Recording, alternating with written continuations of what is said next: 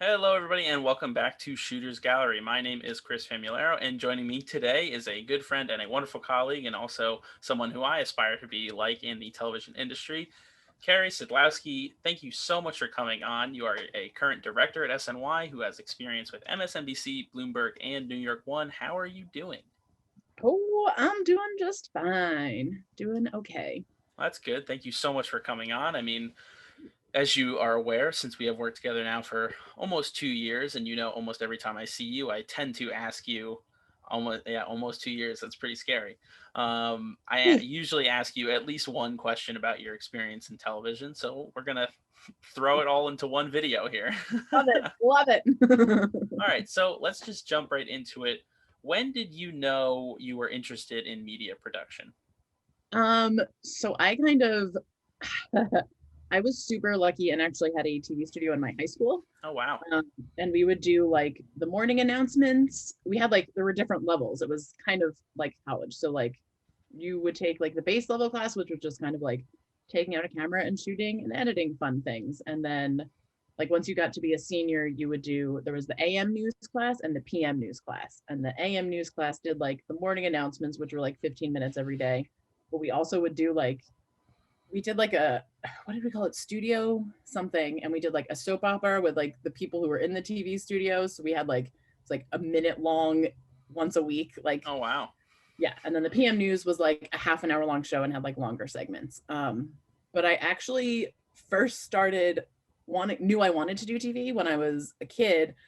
My dad used to get tickets to like Mets games from work, and the tickets that he'd get for like whatever friend he had, the box seats were right behind the camera person on the first base side. Oh wow. And I'm like, this dude has the coolest job. He gets to go to every single Mets game and get paid for it. That's awesome. I want to do that. And then I was like, oh, TV studio, that's how I get to go to Met games for free. Yeah, I mean, that's the case now. So exactly. So yeah, kind of full circle. Yeah, that's how I got interested. It was all fully because of my high school, which was, I mean, awesome. And I don't think if I didn't have a TV studio, I have no idea what I would be doing. Yeah, Well, that's honestly. good. So, where'd you end up going to college after you were done with high school? I went to Hofstra University out on Long Island. Um, sorry. It's all good. I went to Hofstra out on Long Island.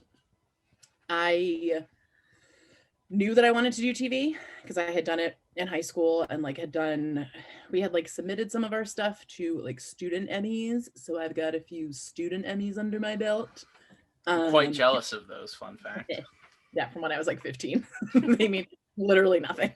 My mom has the piece of paper framed at home. I don't even have it. Yeah, so I like knew that I wanted to do TV. So I was really focused when I like went on my college hunt and was like, I don't know, I made lists and like did all research of like who has TV school, like, and knew that I wanted to stay either be in a city so that I could get internships because I knew internships was like a major part. So I was like New York, LA, and I was like, LA is way too far. I'm not going out to LA. And then I toyed with Chicago, but I don't think I only applied to 5 schools. And Hofstra was like initially my absolute last choice. I was like, I don't want to go to Hofstra. This is out on Long Island. That's like so close to home. That's stupid. And my mom was like, can we please just go take a look at it? Because this will be like your safety school and you should see what it's like. We went on like some tour and it was like freezing cold and horrible. And I was like, this is dumb. I'm not going to school on Long Island. And we walked into the TV studio and it's this huge studio. There's like a white wall cyc that goes around the whole place. There's like the lighting grid moves down from the ceiling so you can like adjust all of the lights, and they like had the lighting grid halfway down. And I like walked into the studio. I was like, oh, so I'm going to go to school here. And my mom was like, what? She's like, I thought you hated here. And I was like, this is incredible. And this is what I want to learn how to do. And she was like, okay. And they had like just gotten donated. Like it was, I'm going to show my age. It was 2006. So they had just gotten brand new HD cameras, which from NBC. So everything was like brand new. And I was like, this is what I want to do. And my mom was like, sure, you're crazy. But Hofstra ended up giving me the most money. So that is the selling factor, honestly. They're paying for it, but they gave me the most money. Yeah. Well, I mean, that's pretty much all colleges now. I don't know anyone who isn't an athlete that gets a full ride anywhere. No, it's not a possibility. Well, No. that's good to hear that at least Hofstra. I mean, I had a similar experience because I went to community college and then I had did the same thing. I was like, I'm gonna have checklists, gonna make sure what schools are the best for television in New Jersey and blah blah blah blah blah blah.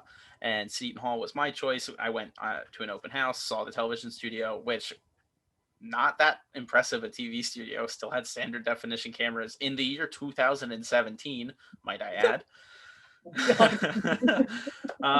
But it all ended up working out. I'm currently where I am.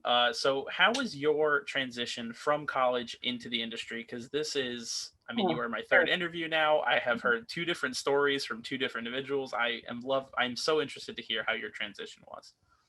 It was awful. I truly had like the best time in college. I was like, I don't know, you're in college and you're like big fish, little pond, and you're like with your friends making all these TV shows, like doing the things you love, working on film shoots, and then like you graduate and you go home and it's like, okay. And I like applied to jobs and it's like, okay, well, it's been a few months. And then you're like still applying and you're like, okay. So my friend's dad, my friend from college, her dad, I think he just had a friend who worked at this, it literally was a duplication company.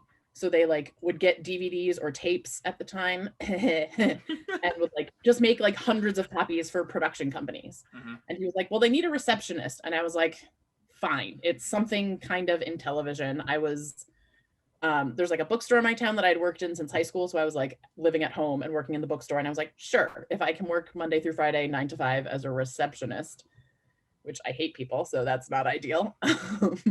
Great.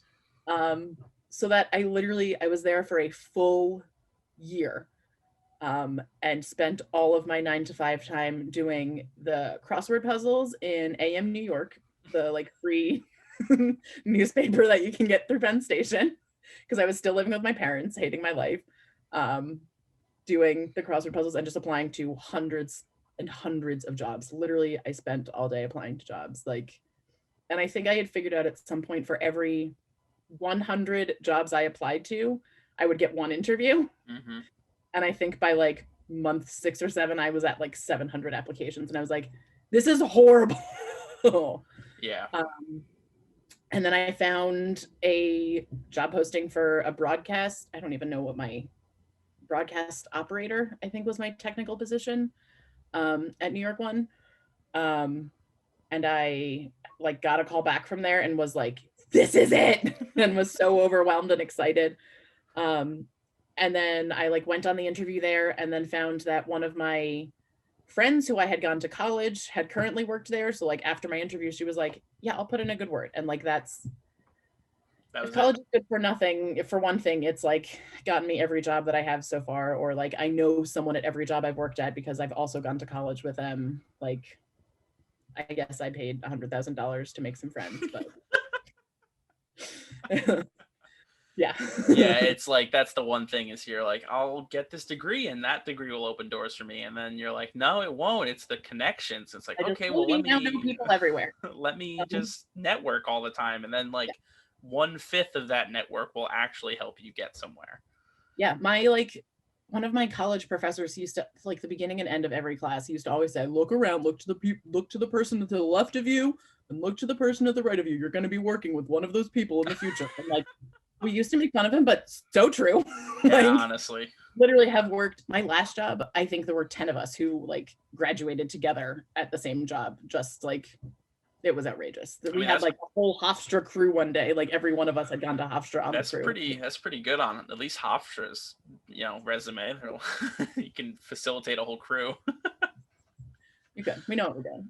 So, all right. So, you sent out hundreds of applications. You finally get your foot in the door thanks to some connections. What are some of the challenges you faced early on after getting that job? Honestly, my just doubting myself, because I felt like I had spent so long not doing anything really TV related, like mm-hmm. sitting down. The job was broadcast tech. So you sat at the audio board, but to the left of you were the robo cameras and to the right of you were what was on the other side? The lighting board. So we like the lighting, it was news. So it was like, once you turn the lights on, they were set for the day. So like lighting wasn't that big of an issue. Cameras didn't move too much. It was pretty much steady. And then like, if they moved, you just have to like adjust it. So mostly you were doing audio, and I like sat down at the audio board the first day and I was like, okay. And I like was so nervous because audio was never like something I really enjoyed necessarily, but I was like, it's a job and I'll do it. Mm-hmm. And I like, I guess I watched for like, New York One like tapes their stories, like pre-tape. So they'll do one story at a time. And so we had watched like 4 or 5 stories, and the guy who was training me for some reason had like blind confidence in me, like some blind confidence that I didn't have in myself. And he's like, you can do this, right? And I was like, yeah, I think so. And he's like, here, do you want to do a story? And I was like, sure. And it was like, they talk, and like sometimes there's a shot and there's just video. Like it was track the mic. It wasn't that difficult. Sometimes there was music for the weather. So like that was big stuff.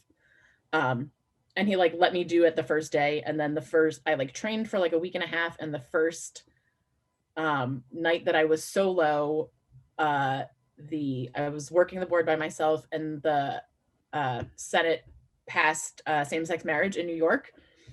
And so it was New York One, so it was New York news. So we had like 6 remotes going, and like things were busy. And like the guy who had trained me like popped his head in, and he's like, are you okay doing this? And I was like, yeah. And he's like, okay, I thought you were. He's like, that's why I didn't come and check on you. I had been live for like an hour these remotes, and I was like, this is my first day by myself. Okay.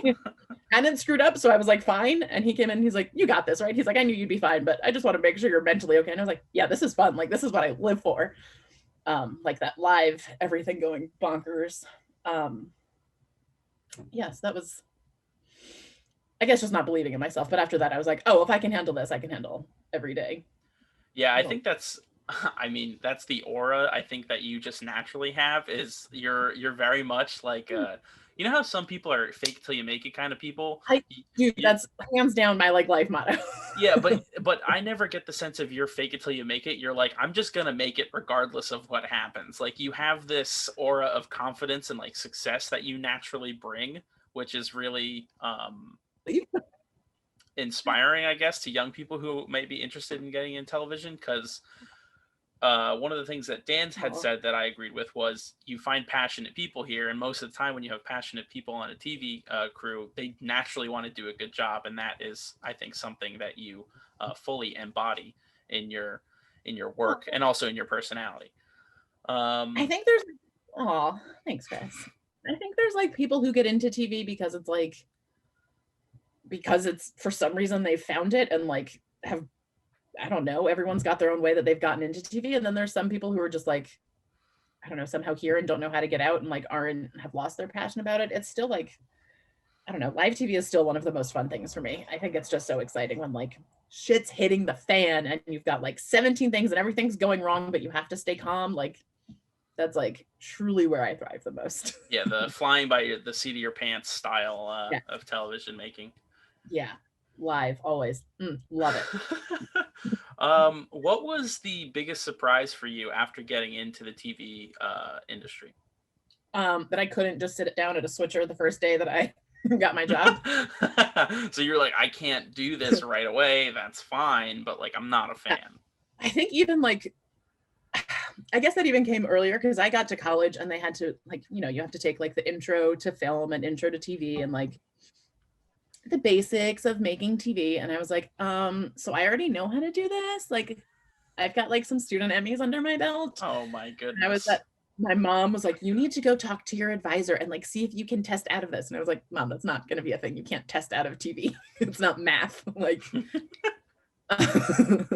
so I feel like that kind of prepped me for knowing like constantly just like, you get to the top of one ladder and then you're just going to get like thrown down to the bottom of the next one and then like have to work your way back up. Which kind of just feels like, I don't know, you finish college and then you have to start all over again. And it's like, oh, so we're doing prompter now.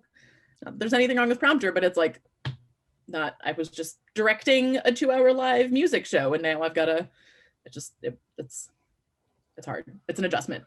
Yeah, it's especially, the people who really, I feel like, stand out in this industry who, really seem like they have a grasp on it and are going to be successful people no matter where they go down the line. They always, I feel like, I hope I'm one of those people and aspire to be one of them. But like in college, I was a person who was like, I tried to get every facet of studio production under my belt, Oh, like camera production, on camera, mhm, producing, directing, audio, tape, stuff like that. absolutely. And then I go and I get my internship with SNY, and I, kind of finagle my way into a freelance position with the crew. You And earned it. You earned your position. I earned it. I Good. mean, yeah, it just took a little while, like a month. But and then I go back, and the only thing I'm doing at SNY for basically a summer is just stage managing, and it's like, which I enjoy, and I really like being on the floor. But I was like, okay, well, there's a camera over there, and I want to go over there and do that. And then I see this guy in the gym, and I want to learn how to do that. And then I see you punching things on the board, and I'm like, but that is also what I want to do. So it's like, it's very much what you said of kind of reining in the aspirations to a more realistic pace. Yeah, but I think that attitude that you have though is like the attitude that you need to have to like get far in this industry. Like in order to get anywhere, you just got to learn everything, I think. And not only will that like give you more opportunities if you have more things on your resume, but that also makes you better at whatever you're doing. Like I would at New York One, I like sure I started and I did audio and lighting and cameras like robos basically like their basic stuff. But then like I became friends with the directors I was working with and they did like director slash TDs. So like they started teaching me their board and they used a Sony switcher. And then that later helped me when I like, I guess when I got to Bloomberg, then I was technically hired there as master control operator just because I took the job, which I was like, I don't want to ever work in master. That's really boring to me. I want to be in the control room always. But New York One paid so little money and I had to pay rent and student loans in New York City. And I was like, sure. So like then I was just like craving getting into the control room. So anytime anyone left, I was like, hey, you need a robo op? I'll fill in while they're gone. You need an audio op? I'll fill in while they're gone. And like that, doing as many things as you can and like trying to learn as many different positions like makes you look more impressive, but also gives you a better understanding of like how everyone else in your crew functions and like how it makes you a better director. It makes you a better TD when you like when you do get to that point, like you understand how the cameras work, how the robos work. Like, I don't know, then you're just prepared and like have eyes everywhere because you already have an understanding of how every single position functions. And then that just makes you so much better at what being a director or a TD once you get to that point. So learn everything you can now. Yeah. Speaking of being a TD or a director, you are now a director at SNY, and you were a technical director for quite a while at multiple places. When did you know that that was the facet of television that you wanted to be a part of? Honestly, it's funny that you said before that you didn't want to stage manage because when I was in college, my heart was set on being a stage manager. That was like, I loved that. I didn't want to direct. You have to go through college and like everyone has to do things. And I hated directing. I was like, I don't want to be the person that everyone has to blame if something goes wrong. Like, I don't want to be the final person making those decisions. That's way too stressful. I liked TDing okay, but it wasn't my I didn't love it. It was also I guess we didn't build too much in college. We would build a little bit, but our switchers were literally, okay, so if you go watch Star Wars, the switcher that they use to power, that's the switcher I learned to TD on. So real old. But it was not at all what I wanted to do. And I loved being in the studio and scream. I've got a loud echoey voice, so I loved screaming at people and telling people where to go, but also still not being the person who was in charge necessarily. And it was just fun because we did a college, or one show that we did was we did Thursday Night Live. It was Saturday Night Live, but on Thursdays. And it was just fun to deal with the cast, and I enjoyed doing that. So really TDing only came into, I guess, once I was at Bloomberg and I was doing everything else, and I was stage managing is not as fun as it was in college. And I'd like to make some money in this industry, so I guess this is where I should go next. And I had some incredible guys who were TDs, and girls, Tati too, who took me under their wing. And once I was hey, I'd like to learn this, they would take their lunch breaks and be like, yeah, come, I'll show you, let's practice, and like would teach me how to do things. And like that, truly the like 3 TDs who like worked there that I worked with are like the reason that I learned and left. And they all were so happy when I left. They were like, good, you need to be somewhere else. But they were incredible. Yeah, that's good. I mean, thankfully, as I have stated, I'm someone who's also interested in that aspect, and you and our other colleague Mike Delavan were so kind into showing me around the board we have at SNY, even though now we're going to automation and we won't be using those boards anymore. It's fine. Yeah. Yeah. I'll just look longingly at her from afar. Just be like, when you go to build a 3-box or a 4-box, you're like, oh, Yep. it's so nice to see you again. Sweetie. But yeah, go ahead. what are some of your current goals now for your career? I mean, you've climbed to a new position at SNY. Do you have some current goals now, or are you kind of like going with the flow a little bit? Because I mean, it is, granted, it is really hard to be planning right now in goals and careers, and I understand that, and I'm not expecting, but like before the world blew up from COVID, what were some of your goals? I honestly, I'm kind of been at a standstill, I feel like, for like even pre-COVID, like like the world shut down. I like feel like I said at the beginning, this was like my goal when I like first said I wanted to do TV, was like work Mets games, and that's kind of what I do now. So like getting into the truck was hopefully my next step to like really do Mets games, because that's bonkers. There's like 16 cameras, and that sounds crazy and like what I would love to do. Can't get up for however long the game is. Double amount of time. And I had like told our bosses that I wanted to do that, and that was an idea that they were going to allow me to do until this happened, so I can't get into the truck. Yeah, so I'm not really sure, and I don't know. Honestly. Like I said before, it is completely okay to not. I'm taking it for now. Dealing with, like you said, our current work situation is like overwhelming, and A lot of changes all at once. so many changes. So just trying to see what's happening. Yeah. That's the other thing about this. Always be looking is the other rule of TV. Always be looking, because you never know. Yeah. You never. That's one of 2 things, is to never not be looking at job openings, but also be as adaptable as possible, because exactly, it's an ever-changing landscape. Dude, like, yeah, nothing's the same as it was when I graduated college, like at all. And now they're like, you could maybe do TV from home, and I'm like, I don't. That's crazy. Yeah, I mean, it doesn't even sound that appealing, but not at all. I love what I do because of the people I get to be around. Like, that's part of the appeal of television, is like we have fun and there's a fun crew involved, and like you get to be around fun people. That's why I like TV. But yeah, imagine like punching a board from your bedroom, or a show from your bedroom, and then you look around and there's nobody there, and you're just like, I like make one of my dumb jokes and no one laughs. Like that would be exactly the same as the controller. No, you would get like 1 or 2 solid giggles, probably from me or from like somebody on the floor. Maybe. It's better than silence on, or actually it's better than hearing like a sigh, and then you hear the mic cut out. That's the worst to hear. That's a good one. But I actually wanted to kind of pivot here. We've talked a little bit about your career and your goals and how you got there. But I wanted to transition into one thing I noticed in the professional TV world was the surprising lack of women on the crew side in television. Oh, did you notice?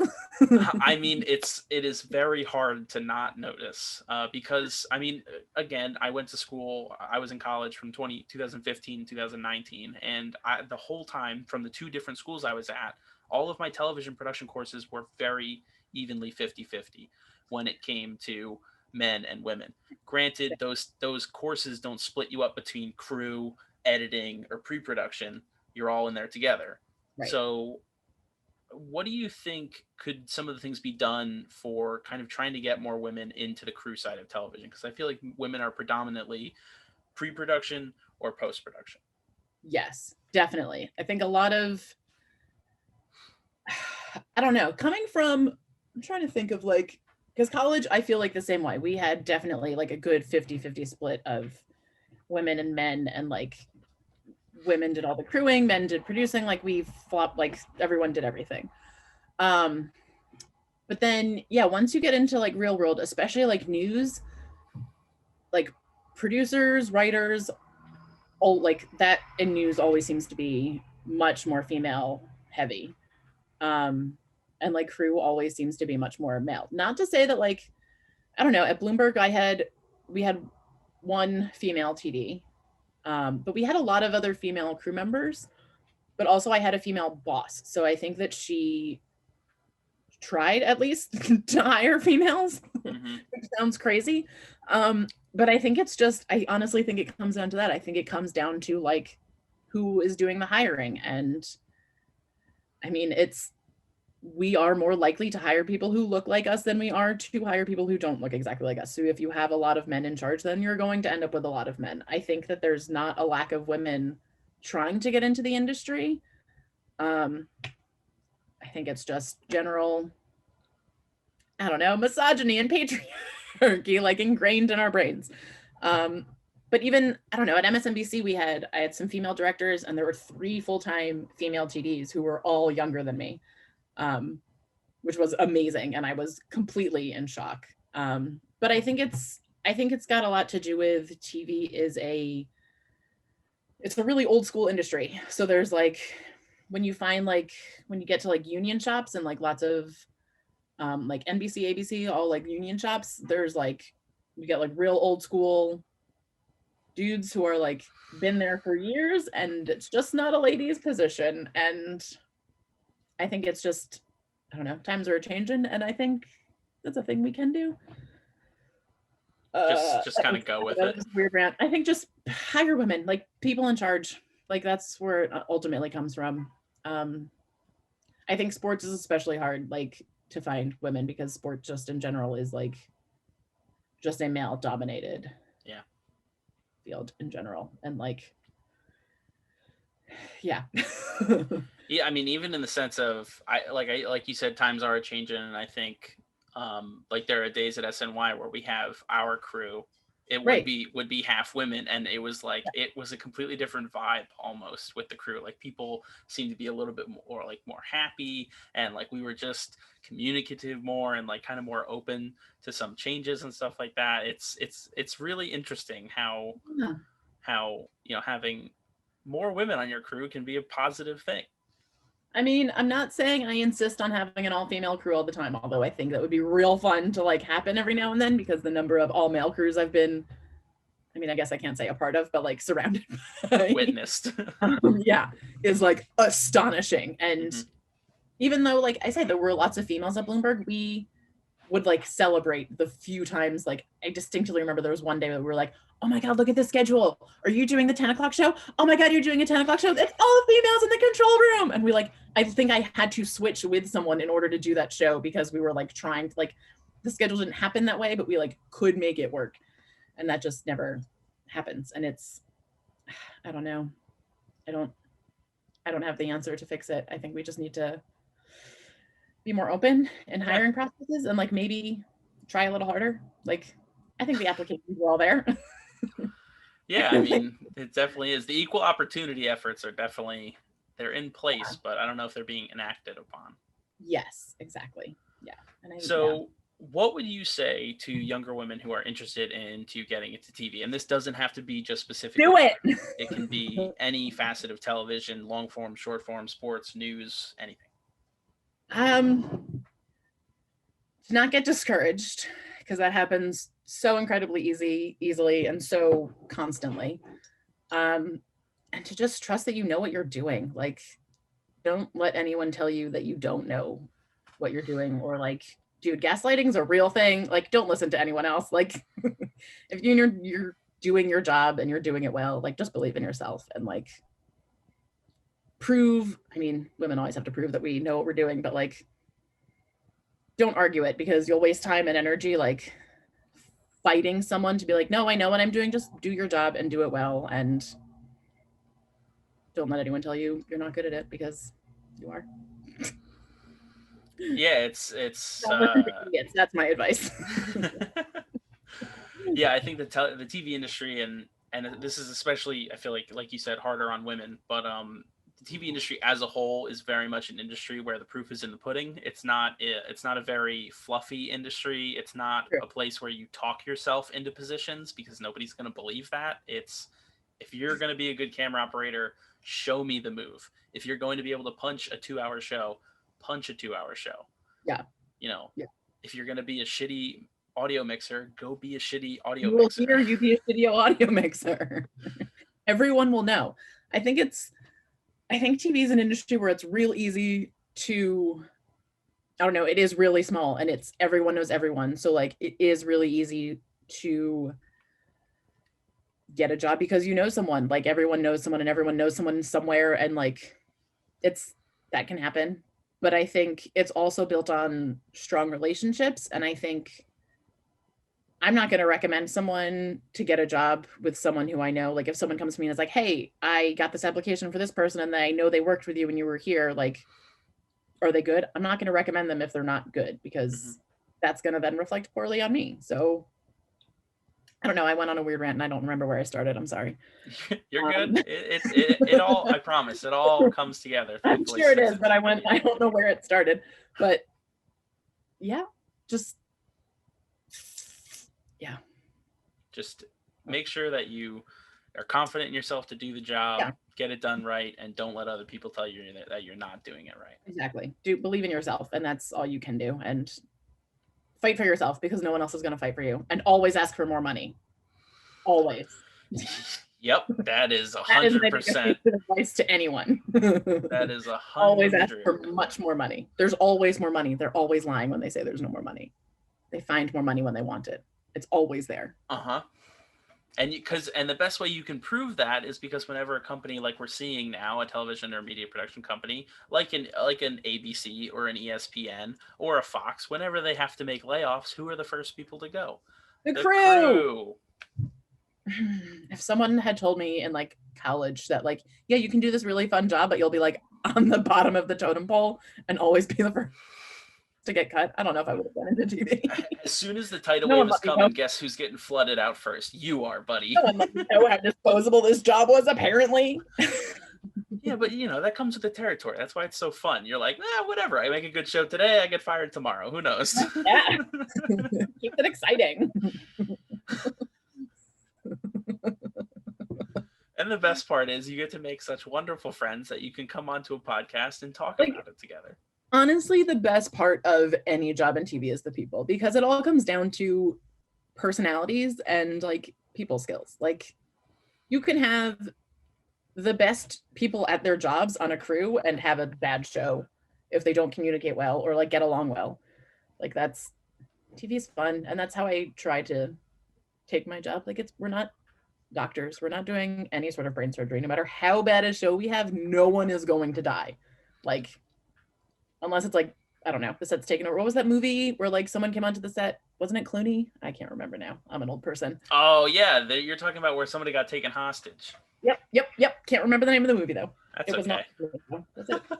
I don't know. I didn't see it. I didn't either. But they shot it at Bloomberg. They used our control room while we were there. Oh wow! That's the reason why I knew.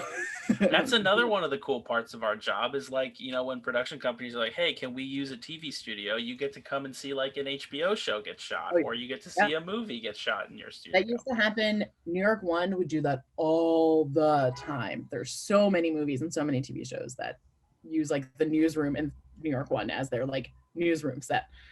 It's hysterical. It's a lot of fun.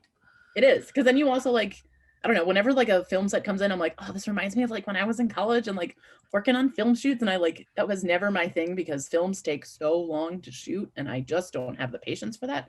But my friends were doing it, so it was fun to hang out on sets, and like that was always fun. All of my experience with all of the the shoots that have come through the SNY studios, it's so much. First off, there are so many people, and this is pre-COVID, by the way. So many pre-COVID. people. So many people, and it's always a hurry up and wait situation. It's Oh, like, all right, we have this call time, we got to do this at this time, and then you go and you're like, all right, I'm ready, and then you just see everyone's just sitting around the days waiting. are so long for absolutely nothing to get done. There was one, I was talking to a grip one time because he was just like sitting around doing nothing, and he was like, complaining about how tired he was and how long his days are. And he's like, "What about you guys?" And I was like, "Yeah, I come in for 8 hours and I do a 22-minute show and then I go home." I was like, "It's not that bad." And he's like, "Oh," he's like, "That's where it's at." And I was like, "Yeah, it is." That's, these are long and they're outside so many times. Like, can't do it. Yeah, it's always interesting talking to, my friends or family who have generally no idea how the TV industry works. And, Oh, like we do get it's a, tired after a long day or something. And then like, oh, well, what happened during your day that made it so tired? And then when you try to explain it to them, it mhm. doesn't ever sound No, like hard or tiring work, no. but you're just like, yeah, I went in for 8 hours and, we did 22 great minutes of television and then we sat around and waited for 3 hours so we could And leave you so realize it you're so it went complaining. to air. You're like, "Oh, and then this broke, and then this person wasn't in the right spot." And you're like, "What this?" It's and no one understands. You can come. No, TV is just a whole different language. There's no matter how many times I explain to my parents what I do, or like bring them into a control room to show them how things work. Like, I think my dad told people I worked in film literally until like 2 years ago. And now that I'm a director, he's like, "She's a director." And he knows the word and that's all he needs to know. Uh-huh. But there's no, as like a TD, I'm like, "So there's a switcher." And then Right I like, there, lost. I need to bring like visual aids. I'm like, "Here's a picture I have on my phone of my switcher. And these are all my buttons." And they're like, no idea. I just love it. Like I love to imagine like in their mind when you say, yeah, so I punch the show and this is how it works. I put things on screen. And I just imagine them seeing you go bam, bam, bam, bam, bam on the switcher. It's like, this is what you do for work? There's like no way. I feel like I'm like a rocket scientist. I'm like, I can't, it's not hard what I do, but I can't explain it to a common brain. Yeah. Like, with someone who has no understanding of how it works, it's just no one ever understands how. My mom's like, "You put the graphics on air." I'm like, "Definitely not." I mean, kind of indiscreetly in a way. I turn the key on. So Partially. like, itch. You open the door to let the graphics come in, but you don't put them on. That lets her put them on air. And she's like, "Okay, sure." No, does not compute ever. I think the other thing that a lot of people have a hard time understanding is that timing, not in the sense of like when getting things done, but the fact that, yeah, we do technically work for 22 minutes. The amount of work that goes into those 22 minutes, it's really, I think people would be fascinated to see when you are punching a show and the things that you do in a minute or a 90-second break, people would Yeah. be amazed at the fact of how much work can truly be done in a certain amount of seconds. That was one of the things I learned the most when I got into the professional television world is time is incredible of how much it can be stretched of the Oh, amount yeah. of work that can be done. Oh, totally. But there was something not, I'm trying to think. There was literally something where we had like 15 seconds before we were going to air, not too long ago, like maybe a month or two ago. And Ryan like needed something for some show. And he's like, "Don't worry about it. You're not going to have it." And I was like, blah, blah, blah, blah, blah, blah. And I was like, "How long I got?" And someone was like, 20. And I was like, "Oh," I'm like, had it. And he's like, "How did you do that?" And I was like, this is what my job is. Like, that's 20 seconds is forever. This Mm-hmm. just a few buttons. We got this. Like, Yeah. I mean, nowhere near on the scale of you can do, but like in Robos, when we have a less than a 2-minute break and I have to get 3 cameras to 2 different positions and I'm like, all right, got it. I'm sending this here and I'm moving this manually yep, and I'm setting this shot to do this thing.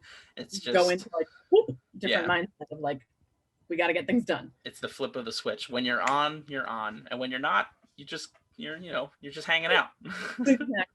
Exactly.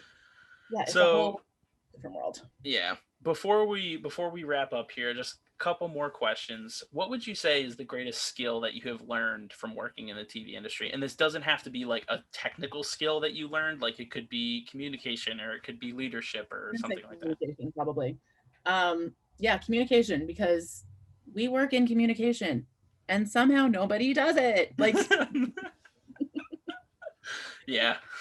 the number of times, like as a TD, I used to get yelled at all the time at Bloomberg because technically as a TD, I'm never supposed to really talk to anyone over headset. But hi, I'm me and I want to talk to everyone always. especially then we would just have the most ridiculous conversations on headset. We don't have many fun conversations on headsets now. Everyone's very serious here. But I guess I think it's I different. don't know, Music, man. I've heard some jokes over I mean, headset. sure. I think though it's different because we have like half an hour long shows where like news we would be on for like 2 hours straight. So by like minute 44, you're like totally out of it and having full side conversations, not paying attention to the show. Yeah, I would say communication, because communication and just like,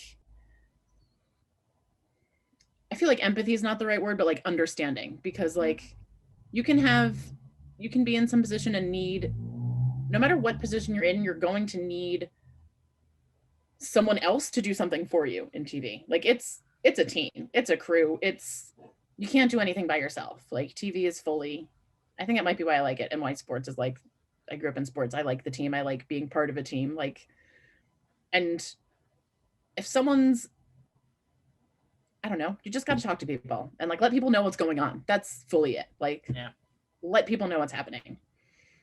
Yeah, communication is definitely key. Not just at the top of the crew. It's throughout. You know, It's throughout the entire crew, because like even like, oh, I don't know, like it's every single night there's something different where it's like something will change, and it's like, well, if you didn't tell one person like that this one tiny little thing has changed, that affects everyone. Like, yeah, like an example, we had it happen yesterday. I was in tape, and we had the CP ask me to record something on Silver. I had it set up on Silver, ready to go, and then it then got loaded into the rundown. We're really getting technical talk here. The video oh, then got loaded into the rundown, but it was still saved in Silver. So then Dan was going to say, "All right, roll it on C," but then it was also on Silver. So at the end, he had to. that literally happened last week. Mm-hmm. I was in there for that, and I took it on Silver because everything's in Silver, and no one in the control room told me specifically. Yeah, and I punched it on Silver, but I also saw it in the rundown. So guess what I did? I punched it on both. I saw that. I saw that. Excellent work. As long as one is tracked. Because of that, I had to like, for that, we have to like put it in real technical talk. Because it's a Zoom, I had to like lay it over a background. So I had preset Silver in that because everyone in the commercial break was like, Silver, Silver, Silver, Silver, Silver. So I had Silver ready, and literally we go to it, and Dan says, ready, C, roll C. And I was like, what the fuck are you saying?